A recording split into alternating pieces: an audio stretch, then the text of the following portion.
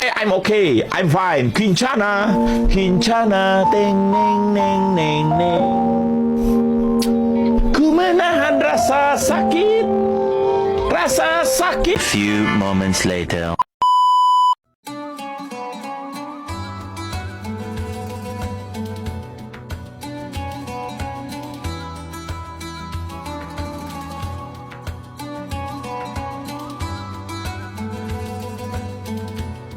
Definisi perkembangan pemikiran ekonomi Islam mengalami penurunan ketika seluruh dunia, termasuk wilayah-wilayah kebanyakan dihuni oleh orang-orang Islam.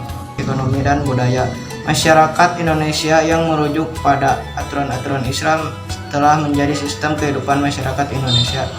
Periode abad ke-16 pertengahan sampai abad ke-19 dapat dikatakan sebagai periode kemunduran dalam pengembangan pemikiran ekonomi Islam dengan banyaknya kerajaan-kerajaan Islam yang jatuh oleh penjajah Portugis dan Belanda, sehingga sistem pun berganti menjadi sistem berasaskan pemikiran Barat. Abad ke-19 Masehi adalah periode kebangkitan Islam.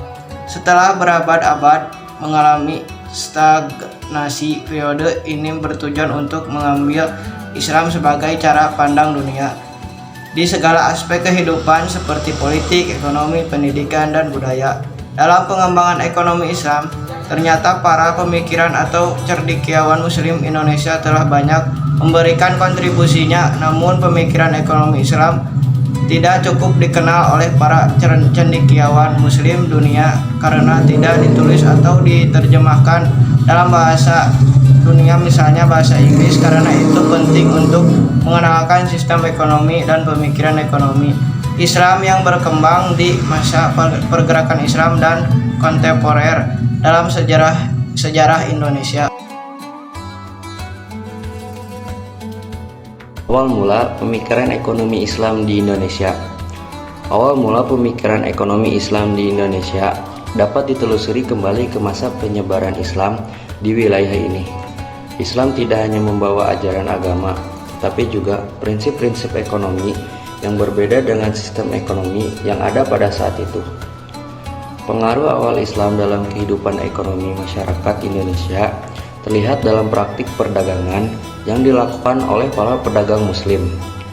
Mereka mengikuti prinsip-prinsip ekonomi seperti keadilan, kejujuran, dan saling menguntungkan dalam transaksi. Prinsip-prinsip ini membentuk dasar dari sistem ekonomi Islam yang berlandaskan pada nilai-nilai moral dan etika.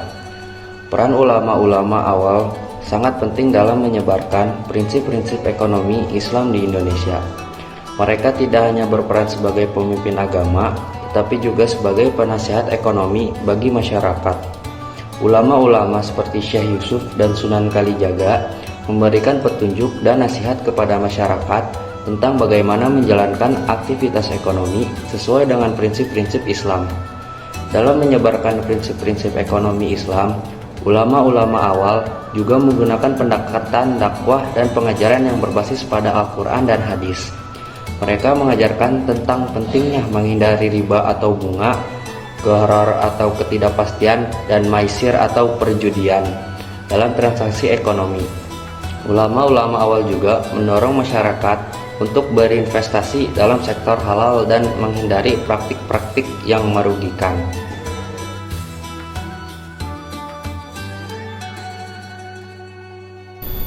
Pemikiran ekonomi Islam di era kolonialisme. Pada masa penjajahan kolonial, ekonomi masyarakat Muslim di Indonesia mengalami dampak yang signifikan.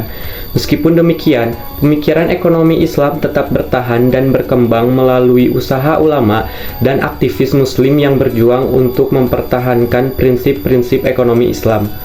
Dampak penjajahan kolonial terhadap ekonomi masyarakat Muslim di Indonesia dapat dilihat dalam beberapa aspek. Yang pertama, penjajahan kolonial mengakibatkan eksploitasi sumber daya alam dan tenaga kerja Indonesia. Belanda menguasai sektor ekonomi yang menguntungkan seperti perdagangan rempah-rempah, pertambangan, dan juga perkebunan. Hal ini menyebabkan masyarakat Muslim kehilangan akses kendali terhadap sumber daya ekonomi yang penting. Meskipun demikian, usaha ulama dan aktivis Muslim tidak tinggal diam dalam menghadapi dampak penjajahan kolonial terhadap ekonomi mereka. Mereka berjuang untuk mempertahankan prinsip-prinsip ekonomi Islam dan melindungi kepentingan ekonomi masyarakat Muslim.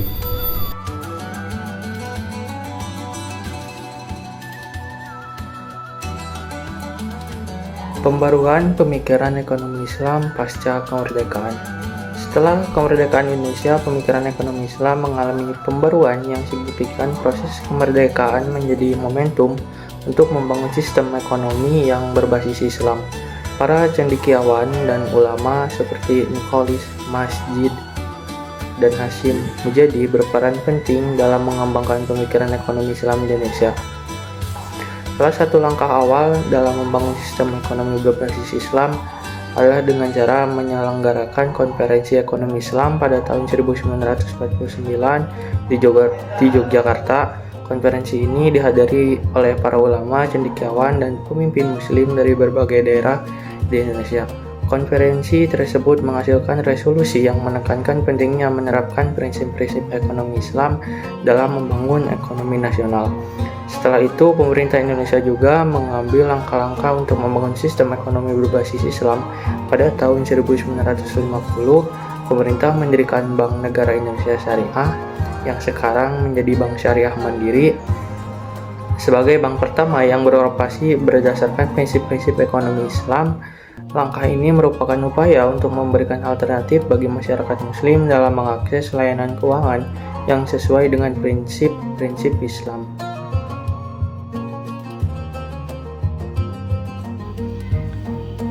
Tantangan dan prospek masa depan. Pemikiran ekonomi Islam di Indonesia masih dihadapkan pada berbagai tantangan. Tantangan tersebut meliputi pemahaman yang mendalam tentang prinsip-prinsip ekonomi Islam, implementasi yang efektif dalam sektor ekonomi, dan pengembangan sumber daya manusia yang berkualitas dalam bidang ekonomi Islam.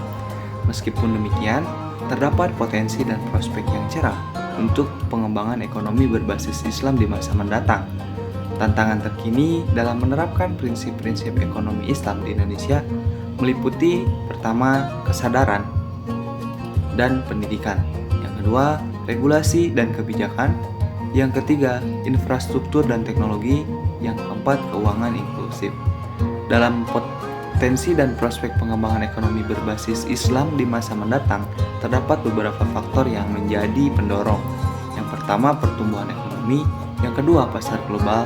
Dan yang ketiga, inovasi dan teknologi. Yang keempat, peningkatan kesadaran. Dengan dukungan yang tepat dari pemerintah, institusi keuangan syariah, dan masyarakat, ekonomi berbasis Islam dapat terus berkembang dan memberikan kontribusi yang signifikan dalam pembangunan ekonomi nasional.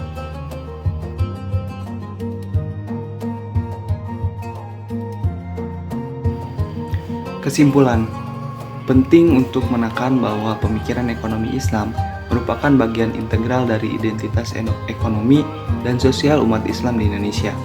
Dalam menghadapi tantangan dan prospek masa depan, masyarakat perlu terus mempelajari dan mengembangkan konsep ekonomi Islam sesuai dengan realitas kontemporer. Dalam hal ini, pendidikan dan penyuluhan tentang ekonomi Islam perlu ditingkatkan untuk menciptakan pemahaman yang lebih baik dan meningkatkan partisipasi masyarakat dalam ekonomi berbasis Islam. Selain itu, regulasi dan kebijakan yang mendukung pengembangan ekonomi Islam perlu diciptakan untuk memfasilitasi operasional institusi keuangan syariah, perlindungan konsumen, dan pengembangan produk dan layanan keuangan syariah. Dalam menghadapi masa depan, terdapat potensi dan prospek yang positif untuk mengembangkan ekonomi berbasis Islam di Indonesia. Dengan dukungan yang tepat dari pemerintah, institusi keuangan syariah, dan masyarakat, ekonomi berbasis Islam dapat terus berkembang dan memberikan kontribusi yang signifikan dalam membangun dan pembangunan ekonomi nasional. Oleh karena itu, penting bagi masyarakat untuk terus mempelajari dan mengembangkan konsep ekonomi Islam sesuai dengan realitas kontemporer, sehingga dapat menghadapi tantangan dan memanfaatkan potensi dan prospek masa depan dengan lebih baik.